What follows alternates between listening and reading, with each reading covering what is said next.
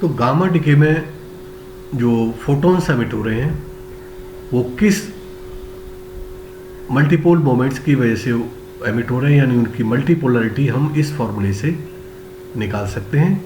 अगर हमको ये पता हो कि जो फोटोन एमिट हुआ है, गामा रे फोटोन एमिट हुआ है, वो कितना एंगुलर मोमेंटम एल कैरी कर रहा है, कितना एंगुलर मोमेंटम लेकर न्यूक्लियस से एमिट हुआ है। तो अगर फोटोन जो एमिट हो रहा है उसका जो एंगुलर मोमेंटम है वो 1 है, तो वो जो रेडिएशंस कहाँ से प्रोड्यूस हो रहा होगा, डायपोल रेडिएशन से प्रोड्यूस हो रहा होगा। वो इलेक्ट्रिक डायपोल रेडिएशन भी हो सकते हैं, मैग्नेटिक डायपोल रेडिएशंस भी हो सकते हैं। इसी तरह से अगर एंगुलर मोमेंटम 2 कैरी कर रहा है फोटोन, उसकी वैल्यू 2 है, एल इज इक्वल टू 2 है, तो वो क्वाड्रपोल रेडिएशंस की वजह से प्रोड्यूस हुआ है, यानी इलेक्ट्रिक क्वाड्रपोल मोमेंट के ऑसिलेशन से या मैग्नेटिक क्वाड्रपोल मोमेंट के रेडिएशन से वो फोटोन प्रोड्यूस हुआ है। इसी तरह से एल इज इक्वल टू 3 हो तो वो ऑक्टोपोल रेडिएशंस कहलाएंगे, यानी जो फोटोन प्रोड्यूस हुआ है वो ऑक्टोपोल मोमेंट के रेडिएशन से प्रोड्यूस हुआ है, either it is electric octopole moment या मैग्नेटिक ऑक्टोपोल मोमेंट। इसी तरह से और भी हायर वैल्यूज के लिए हम ये रेडिएशंस बता सकते हैं, ठीक है ना। So for each multipole order both electric and magnetic multipole radiations are possible, यानी डायपोल रेडिएशन में इलेक्ट्रिक डायपोल रेडिएशन भी हो सकते हैं, मैग्नेटिक डायपोल रेडिएशन भी हो सकते हैं। क्वाड्रपोल रेडिएशन में इलेक्ट्रिक क्वाड्रपोल रेडिएशन भी हो सकते हैं, मैग्नेटिक क्वाड्रपोल रेडिएशन भी हो सकते हैं। तो दोनों तरह के इलेक्ट्रिक और magnetic multipole radiations are possible for the same value of L, यानी एल की किसी भी वैल्यू के लिए दो तरह के रेडिएशंस, मल्टीपोल रेडिएशंस पॉसिबल है, आइदर इलेक्ट्रिक मल्टीपोल रेडिएशन और मल्टीपोल रेडिएशन और बोथ टाइप ऑफ रेडिएशन, लेकिन उनकी प्रोबेबिलिटी अलग अलग होगी, वो अभी हम बाद में बताएंगे।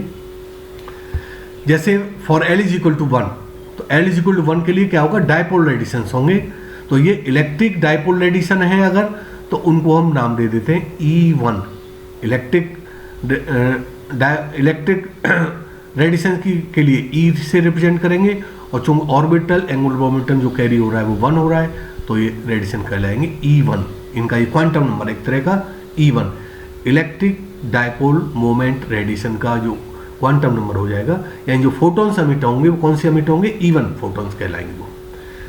अगर L इज इक्वल टू 1 है तो मैग्नेटिक डायपोल मोमेंट रेडिएशन भी हो सकते हैं, तो लेकिन उनको बोलेंगे हम M1, M for magnetic moment, magnetic dipole magnetic moment radiation, और 1 ये चूंकि और एंगुलर मोमेंटम 1 कैरी कर रहा है ये फोटोन, तो इससे 1 हो जाएगा यहाँ पर। तो इस तरह से हम उनको नाम दे देते हैं रेडिएशंस को। अगर फोटोन जो फोटोन एमिट हो रहा है वो एंगुलर मोमेंटम 2 कैरी कर रहा है, L इज इक्वल टू 2, तो L इज इक्वल टू 2 के लिए क्या हुआ, क्वाड्रपोल रेडिएशंस होंगे। तो वो रेडिएशंस या तो इलेक्ट्रिक क्वाड्रपोल रेडिएशन, क्वाड्रपोल मोमेंट रेडिएशन हो सकते हैं, तो उसको हम लिखेंगे E2 से। E तो इलेक्ट्रिक के लिए हो गया, और 2 for L is equal to 2 है, तो या 2, तो इलेक्ट्रिक क्वाड्रपोल मोमेंट रेडिएशन को हम नाम देंगे E2। ऐसी मैग्नेटिक क्वाड्रपोल मोमेंट रेडिएशन का नाम हो जाएगा M2। तो ये फोटोन जो एमिट हुआ है वो E2 कैटेगरी का भी हो सकता है और M2 कैटेगरी का भी हो सकता है, if L is equal to 2। इसी तरह से if L is equal to 1, जो फोटोन एमिट हुआ है वो जो गामा रेडिएशन है वो E1 कैटेगरी के भी हो सकते हैं और M1 कैटेगरी के भी हो सकते हैं, एंड सो ऑन। आगे भी आप इस तरह से लिख सकते हैं, ठीक है ना। तो the gamma photon emitted during gamma decay carries angular momentum L। जैसा हमने पहले ही बताया पिछले वीडियो लेक्चर में, जब भी कोई गामा रेज एमिट होंगी उनमें जो फोटॉन्स एमिट हो रहे हैं वो गामा रे फोटॉन्स या गामा रेज वो अपने साथ एक एंगुलर मोमेंटम कैरी करते हैं। अब ये एंगुलर मोमेंटम कितना हो सकता है, 1, 2, 3, 4, कुछ भी वैल्यू इसकी हो सकती है। ये डिपेंड करता है कि जो एक्साइटेड स्टेट और जो ग्राउंड स्टेट है उनकी स्पिन्स क्या है, ठीक है। carry angular momentum L is also characterized by quantum numbers, जैसे मैंने ऊपर बताया, अगर 1 एंगुलर मोमेंटम कैरी कर रहे हैं तो E1 हो जाए, E1 हो सकता है, E1 हो सकता है, M1 हो सकता है। 2 ऑर्बिटल एंगुलर मोमेंटम कैरी हो रहा है तो E2 हो सकता है, M2 हो सकता है। 3 होने पर E3 हो सकता है, M3 हो सकता है। अब वो इलेक्ट्रिक है तो E लगा देंगे, मैग्नेटिक रेडिएशन है तो M लगा देंगे, ठीक है। यानी रेडिएशन तो इलेक्ट्रोमैग्नेटिक होंगे जो एमिट होंगे, लेकिन जिसकी वजह से इलेक्ट्रिक डाइप मल्टीपोल्स की वजह से प्रोड्यूस हो रहे हैं तो M लग जाएगा, सॉरी E लग जाएगा। मैग्नेटिक मल्टीपोल्स की वजह से प्रोड्यूस हो रहे हैं तो M होगा, और 1 2 3 डिपेंड करेगा L की वैल्यू पर, ठीक है। If gamma decay is a dipole type of radiation, gamma decay कैसा है? डाइपोल टाइप ऑफ रेडिएशन है। यानी डाइपोल टाइप ऑफ रेडिएशन क्या होता है? L is equal to 1। ऊपर देखिए, डाइपोल टाइप ऑफ रेडिएशन में L इज इक्वल टू 1, यानी जो फोटॉन्स हैं, गामा रेज हैं, वो 1 यूनिट एंगुलर मोमेंटम कैरी करेंगे। तो if gamma ray is a dipole type of radiation, ये इलेक्ट्रिक भी हो सकते हैं और मैग्नेटिक भी हो सकते हैं, then the angular momentum carried by the photon will be L is equal to 1। Dipole type में L is equal to 1। In quadrupole type radiation, quadrupole type of radiation में L कितना हो जाएगा? 2। In quadrupole type of radiation the angular momentum carried by photon will be L is equal to 2 and so on. जैसे ऐसे आगे भी हम L is equal to 3, L is equal to 4, L is equal to 5, कोई भी value possible हो सकती है L की। इन E1 ट्रांजिशन, यानी ऐसा ट्रांजिशन जो इलेक्ट्रिक डाइपोल मोमेंट के ऑसिलेशन से जो रेडिएशन एमिट हो रहे हैं, गामा रेडिएशन, वो कहलाएंगे E1 transition. The E1 photons, E for electric field, L for L is equal to 1, या डाइपोल मोमेंट के लिए, the E1 photons corresponds to electric dipole variety type of radiation. E1, अब ये चीज़ें याद हो जानी चाहिए। E तो इलेक्ट्रिक के लिए हो गया, 1 हो गया, L इज इक्वल टू 1 के लिए, और L इज इक्वल टू 1 के लिए क्या कौन से रेडिएशंस होते हैं? Dipole radiations. तो the E1 photon corresponds to electric dipole variety type of radiation and carrying angular momentum L is equal to 1. Similarly, M1 transition क्या होगा? M1 फोटॉन्स क्या होंगे? द M1 ट्रांजिशन में कौन से फोटॉन्स एमिट होंगे? M1 photons emit होंगे, and the M1 photons correspond to magnetic dipole radiation. 1 है तो डाइपोल रेडिएशन होंगे, M है तो मैग्नेटिक हो गया, तो magnetic dipole radiation carrying angular momentum L is equal to 1 and so on. और भी आगे हम L इज इक्वल टू 2 के लिए, L इज इक्वल टू 3 के लिए इसी तरह से हम एक्सप्लेन कर सकते हैं। अब आता है हमारा, जैसे बीटा डिके में सिलेक्शन रूल्स थे, वैसे ही गामा डिके में भी कुछ सिलेक्शन रूल्स होते हैं, कुछ पैरिटी कंसिडरेशन होते हैं, कुछ सिलेक्शन रूल्स होते हैं, तो उनको अब डिस्कस करते हैं। तो जो सिलेक्शन रूल है वो है I means total spin off the nucleus, I means initial state. Initial state का मतलब जो एक्साइटेड न्यूक्लियाई है, गामा जब रेज एमिट होती है तो एक्साइटेड न्यूक्लियाई ग्राउंड स्टेट में आता है, तो जो इनिशियल स्टेट होगी एक्साइटेड स्टेट और फाइनल स्टेट होगी ग्राउंड स्टेट। ग्राउंड स्टेट या नेक्स्ट लोअर एक्साइटेड स्टेट जो भी है, तो इनिशियल स्टेट में न्यूक्लियस का एंगुलर मोमेंटम या स्पिन, उसको डिनोट किया है हमने I से।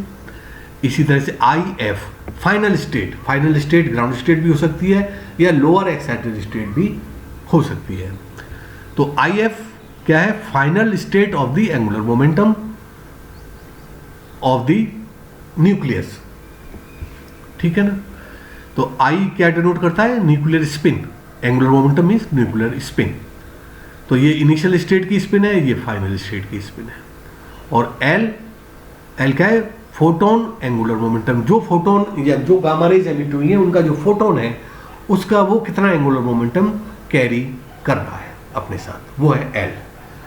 तो जो टोटल स्पिन है ऑफ द इनिशियल स्टेट यानी एक्साइटेड न्यूक्लियाई, जब वो डिके करेगा तो जो टोटल स्पिन है दो जगह बढ़ जाएगी, फाइनल स्टेट की स्पिन प्लस एंगुलर मोमेंटम एक तरह का स्पिन है, स्पिन में ही कंट्रीब्यूशन करता है जी, प्लस एल। तो इन तीनों का जो वेक्टर सम है, इन दोनों का जो वेक्टर सम है वो इनिशियल न्यूक्लियस की स्पिन के बराबर होगा, यानी I I is equal to I F plus L. ठीक है, तो इनका वेक्टर एडिशन होगा। तो इसी को vector addition, then the angular momentum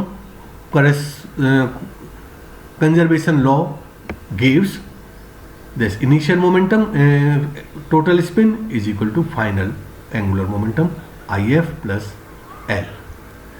तो इससे अगर हम एल की वैल्यू जो निकालें तो एल की वैल्यू जो आती है वो इस फॉर्मूले से हम निकालते हैं। ये हमने इस तरह का फॉर्मूला हमने बीटा डिके में भी पढ़ा हुआ था। जब भी कभी ये वेक्टर सम होता है तो जो एल वैल्यू आती है वो इस तरह से निकालते हैं, modulus I I minus I F is less और equal to L is less और equal to modulus I I plus I F. कुछ हम एग्जाम्पल्स करेंगे अभी, उससे ये चीज क्लियर हो जाएगी। So depending on nuclear spins of excited state and lower state, lower state कौन सी? जिसमें फोटोन, जिसमें न्यूक्लियस जा रहा है एक्साइटेड स्टेट से किस स्टेट में जा रहा है, एनर्जी स्टेट में, वो वाली state where it is decaying, जिसमें वो डिके कर रहा है। तो दोनों की अगर हमें स्पिन पता है इनिशियल स्टेट की और फाइनल स्टेट की, तो हम ये पता लगा सकते हैं कि जो फोटोन एमिट होगा, जो गामा रेज एमिट होंगी, उनका जो फोटोन है वो कितना एंगुलर मोमेंटम कैरी करेगा। तो इसके लिए हमें क्या जानना जरूरी है? हमको पता होना चाहिए कि एक्साइटेड स्टेट की और लोअर स्टेट की जिसमें न्यूक्लियस डिके होके जा रहा है, दोनों की स्पिन यानी न्यूक्लियर स्पिन क्या है। अगर ये नहीं पता है तो हम एल की वैल्यू नहीं निकाल सकते। तो ये दोनों चीज़ें हमें पता होनी चाहिए, the spin off both the nuclear states, excited as well as lower state. So depending on nuclear spins of excited state and lower state, it can be decided that what are the possible values of L. L की जरूरी एक ही value आए, एक से ज़्यादा value भी हो सकती हैं। तो what are the possible values of L, ये हम निकाल सकते हैं। जैसे बीटा डिके में भी हमने निकाला था, तो L की कभी कभी एक से ज़्यादा वैल्यूज आती थी। And what type of radiation, EL होगा या ML होगा, इज एमिटेड, ये भी हम निकाल सकते हैं कि EL एमिट होगा या EM एमिट होगा, ये कौन सा एमिट होगा, इसका भी हम पता लगा सकते हैं अगर हमें दोनों न्यूक्लियर स्टेट्स की excited as well as lower state की स्पिन्स, न्यूक्लियर स्पिन्स पता है। तो ये तो हो गया एक सिलेक्शन रूल। इसके बाद आता है पैरिटी, पैरिटी कंसिडरेशन। जो भी न्यूक्लियस होगा, चाहे वो इनिशियल न्यूक्लियस हो या फाइनल न्यूक्लियस हो, दोनों की अपनी अलग अलग पैरिटी, अपनी अपनी पैरिटी होती है। दोनों की प्लस प्लस भी हो सकती है, दोनों की माइनस माइनस भी हो सकती है, दोनों की अपोजिट भी हो सकती है, एक की प्लस एक की माइनस, या एक नीचे वाले की प्लस ऊपर वाले की माइनस, या ऊपर वाले की प्लस नीचे वाले की माइनस, कुछ भी हो सकता है। तो जो वो पहले से एग्जाम्पल में दिया होगा कि इस एक्साइटेड स्टेट का इतना तो स्पिन है और उसके ऊपर जो प्लस या माइनस का चिन्ह बना होगा, उससे हम पता लगा लेंगे उसकी पैरिटी क्या है। तो सबसे पहले हम लिखते हैं इलेक्ट्रिक मल्टीपोल रेडिएशन। अगर वो इलेक्ट्रिक मल्टीपोल रेडिएशन है तो हम पैरिटी इस तरह से निकालेंगे, ठीक है ना। पाई एफ मीन्स फाइनल न्यूक्लियस की पैरिटी, जो फाइनल न्यूक्लियस मतलब जिसमें गामा रे डिके होने के बाद न्यूक्लियस आया है, उस स्टेट की parity is equal to initial state की parity into -1 to the power L। इस फॉर्मूले से हम दोनों, अगर हमें दोनों स्टेट्स की पैरिटी पता है और L की वैल्यू पता है, तो हम ये पता लगा सकते हैं कि वो अगर वो इस इक्वेशन को फॉलो कर रहा है तो वो इलेक्ट्रिक मल्टीपोल रेडिएशन ही होंगे, क्योंकि पैरिटी तो हमें दोनों स्टेट्स की पता होती है और L की वैल्यू हमने, चूंकि स्पिन्स पता है तो हमें L की वैल्यू पता कर ली हमने। अब इस फॉर्मूले में रखेंगे हम, तो अगर ये फॉर्मूला सेटिस्फाई हो रहा है, it means electric multipole type के वो रेडिएशन एमिट कर रहा है वो न्यूक्लियस, यानी जो फोटॉन्स होंगे वो ई टाइप के फोटॉन्स होंगे। और अगर इसको फॉलो नहीं कर रहा है तो वो इलेक्ट्रिक मल्टीपोल रेडिएशन नहीं हो सकती। तो किसी भी वैल्यू L की वैल्यू के लिए या तो ये इक्वेशन फॉलो होगी या ये इक्वेशन फॉलो होगी, दोनों में से कोई एक इक्वेशन फॉलो होगी, ठीक है ना। तो मैग्नेटिक मल्टीपोल रेडिएशन के लिए क्या पैरिटी का इक्वेशन है, pi F is equal to pi I into -1 to the power L+1।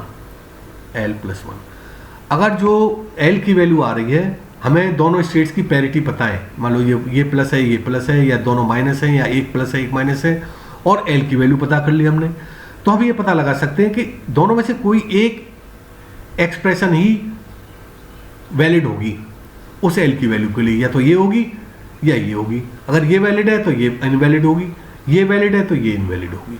तो उससे हमें पता लग जाता है कि वो फोटॉन्स जो हैं वो electric multipole type of radiation से एमिट हो रहे हैं या मैग्नेटिक मल्टीपोल टाइप के रेडिएशन से एमिट हो रहे हैं। अब नेक्स्ट वीडियो में हम एक एग्जाम्पल लेके इन सिलेक्शन रूल्स को अप्लाई करेंगे।